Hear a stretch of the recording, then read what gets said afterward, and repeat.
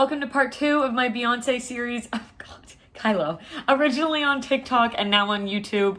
Have a great time watching it. If you like these, please subscribe. And if you would prefer for these to be in all one part, also comment down below. I would love to know that information. I love y'all. Enjoy this. So November of 2008, Beyonce releases I Am Sasha Fierce. And Sasha Fierce was her alter ego stage persona. And she said that the moment when Sasha Fierce comes out is when she hears the crowd, she's starting to get those nervous little jitters, and she just becomes a different person.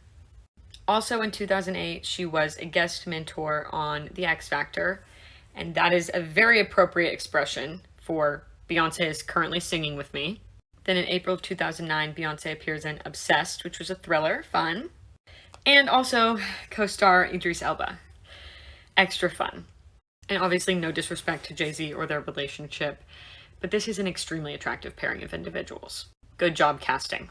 She also starts her I Am World Tour in March. And then September 13th of 2009, the VMAs.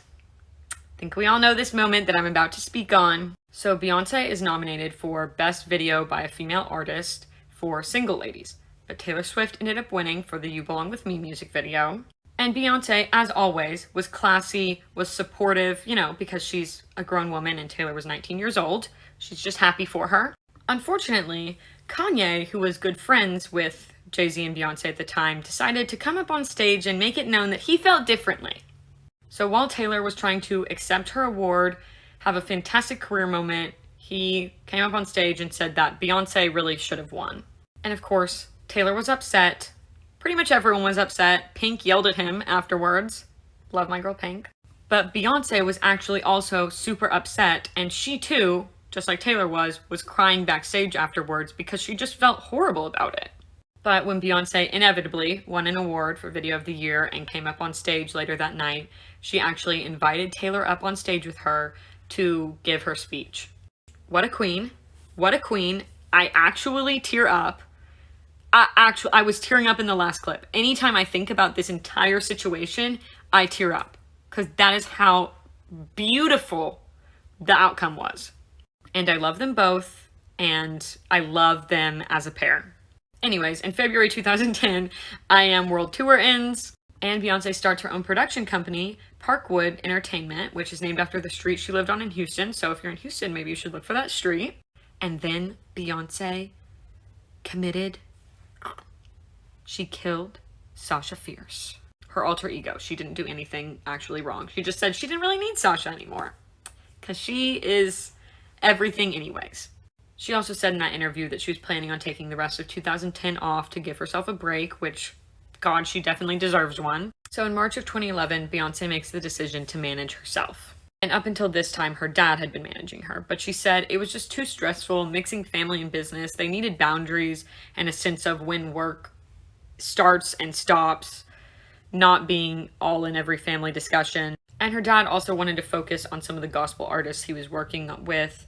And she said she honestly just wanted her dad back. And supposedly it was mutual, but it was very difficult for both of them emotionally. And she said that she did have to sacrifice her relationship with her dad in setting those boundaries.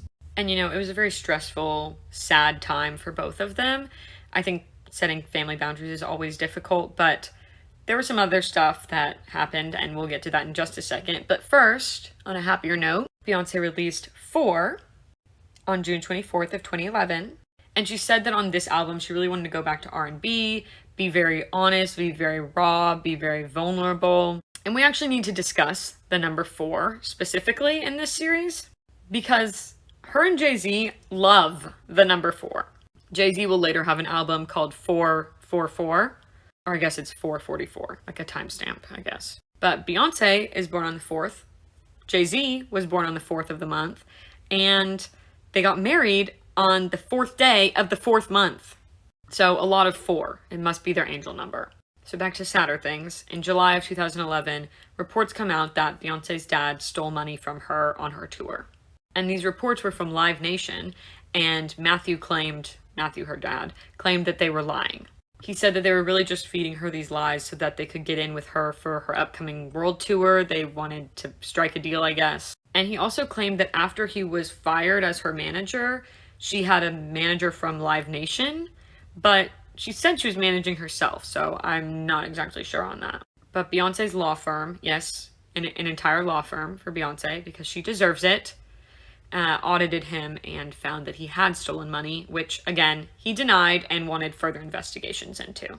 But Beyonce said the decision to manage herself was completely personal and had nothing to do with these rumors. Of course, that doesn't look good either way, but also, I know I haven't been bringing it up much, but the amount of iconic outfits in these pictures, she has never worn anything bad, I swear.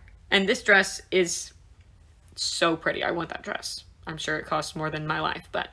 And then August 2011, at the VMAs, Beyonce shows up and she has a baby bump. She's pregnant! And she said in her documentary that at the time, it seemed like she knew it would be amazing. She was excited, but she was also very nervous because she was super busy and she didn't know how her busyness would be affected by the baby and how the baby would be affected by the busyness.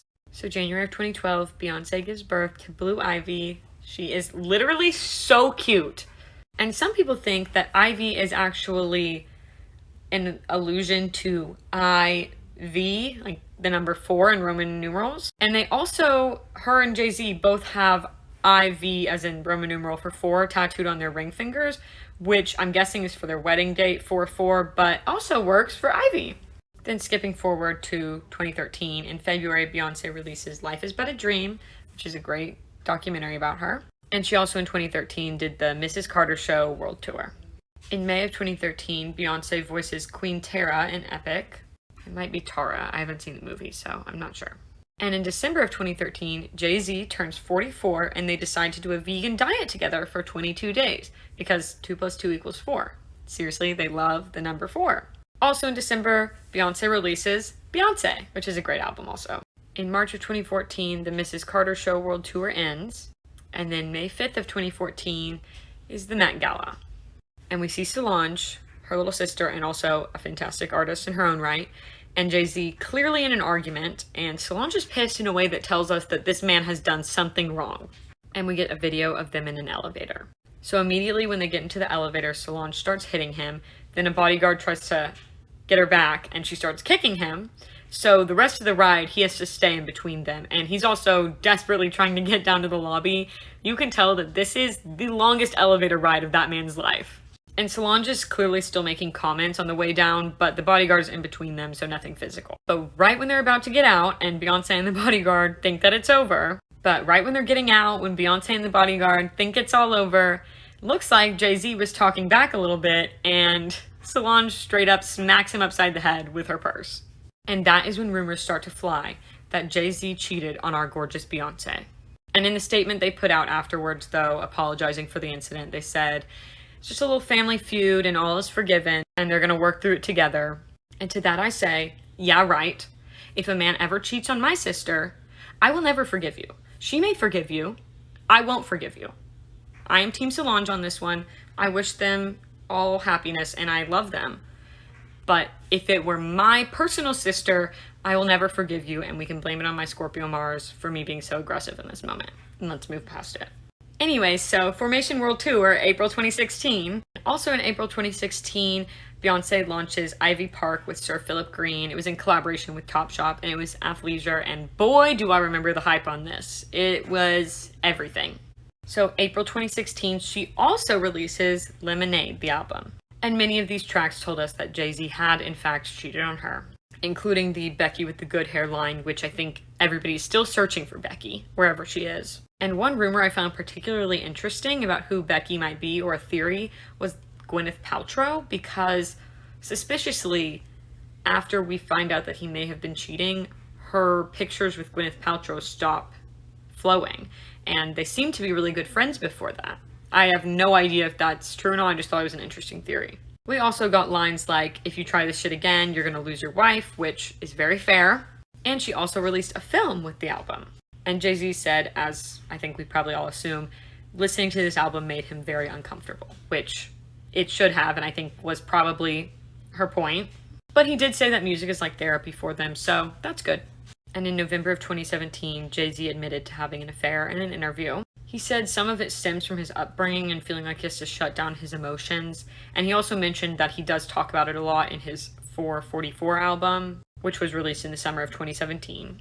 But they worked through it though, and they stayed together, which fantastic for them. They look in love here. There are still some people though that believe that the cheating rumors were all a publicity stunt for both of their upcoming albums, which personally, I just don't think I see Beyonce stooping to that level, but it is an interesting theory. And in June 2017, Beyonce gives birth to her twins, Sir and Rumi. She said the pregnancy was much more difficult this time, not only because it was 2 kids, but also because she had a lot of health issues during the pregnancy, including preeclampsia, and even at one point, one of the baby's hearts stopped beating. And she ended up having to have an emergency C-section for all of those reasons. And of course, the recovery was also incredibly difficult, which how are our bodies able to even do that? Honestly. And even though she did go back to her career shortly after, she felt like she wasn't really 100% in it for quite some time because she just wanted to be with her kids. But in June 16th of 2018, Beyonce and Jay-Z released a collaboration album, Everything Is Love. And working with your husband on an album is probably pretty difficult. I mean, spending that much time together, plus figuring out how to work together in a business sense and creatively, but they made it work. They're a good team. And they do reference his cheating multiple times in the album. Also the rumors that he had a child from an affair, which are not true, according to them. And basically the point of the album was, thank God we got through it, and we're happy, and we're in love. And it was a very joyful album. So November 14th, 2018, Ivy Park is bought fully by Parkwood Entertainment Group, which is Beyonce's entertainment group. And this was because Sir Philip Green, who was the co-founder, needed to be bought out. He was accused of groping, intimidating, and being aggressive with employees, as well as making inappropriate comments. He was also accused of racial abuse, and it was said that he was avoiding trying to hire Black people. Of course, Beyonce was not about to have any of that, so they ended their professional relationship. And in April of 2019, Ivy Park begins collaborating with Adidas, which she looks so good, literally just standing there. That's all she had to do. Just stand there and she looks perfect. Also in April, Beyonce releases Homecoming, and this was an on-tour film while she was getting ready for Coachella. So it showed the process for that, rehearsals, being a mom, being on a very strict diet, her life. It's also a film that celebrates Black culture in America, and frankly, is incredibly motivational. My friend watches this while she works out, so.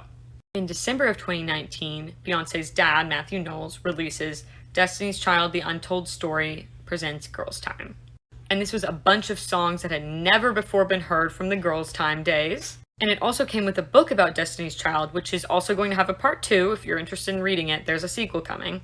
And this is when we all collectively realized that he is still the manager of Destiny's Child. Even though he's not Beyonce's manager anymore, and Destiny's Child never does any new songs or performances, he is still their manager. Because licensing and all of the business sides, I mean, I don't know, all the stuff that goes in. Licensing was my one example, but all that business stuff doesn't just go away when they stop recording songs.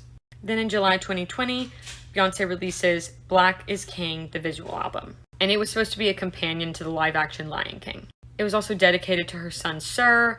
It explored Black pride, Black masculinity, and it's a story of a boy growing up, in part. They specifically made it Afrocentric and used authentic styles, music, from the countries in Africa in which they filmed, and they filmed it entirely in African countries.